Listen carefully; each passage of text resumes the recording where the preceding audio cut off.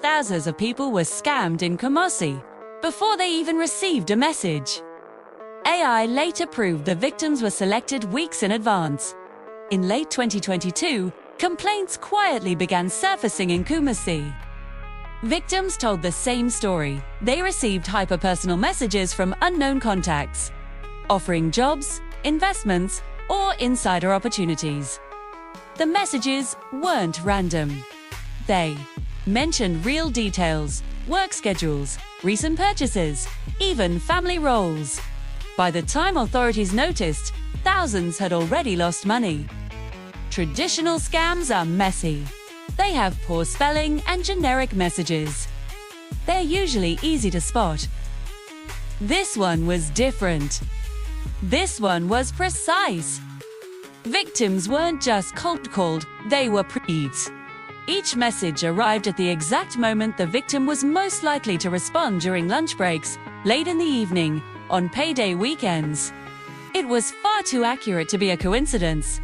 Months later, with the investigation stalled, a data experiment took a new approach. Anonymized reports from the victims were fed into an AI analysis system. But the AI wasn't instructed to look for messages or keywords. Instead, it was told to analyze behavior before the scam even took place.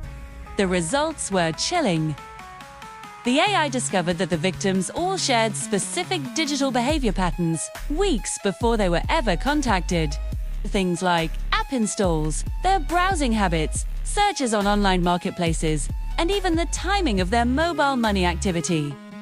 The AI identified what it called a 14-day prediction window. During this 2-week period, long before any scam message was sent, the victims were unknowingly flagging themselves as ideal targets. Days searched online for new income opportunities. They viewed listings for jobs or products. They showed a noticeable increase in their use of financial apps. The scam didn't have to convince them of anything. Simply waited for them to convince themselves that they needed a change. By the time the message finally arrived, a sense of trust was already primed. The opportunity felt like an answer to their problems, not a random offer. But the AI found something even more disturbing. It cross-referenced the inbox, timestamps from all the victims. The messages hadn't arrived randomly. They came in perfectly synchronized waves, hitting hundreds of people across different mobile networks at the exact same time. This wasn't manual work. The scale and precision required automation. Predictive automation. A system was watching, learning, and then striking with calculated efficiency.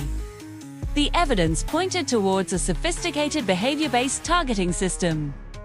Something far beyond the reach of a typical low-level scammer. 2. This scam didn't rely on simple greed. It relied on timing. The victims weren't careless or foolish. They were prepared unknowingly for the hook. The AI concluded that the messages arrived at moments of peak psychological susceptibility. For these victims, the timing of the offer was more powerful than the content of the message itself. It felt like destiny.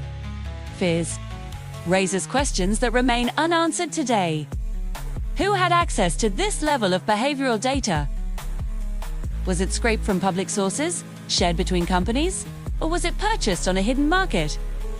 And the most unsettling question of all, how many other predictive scams are active right now, operating silently in the background?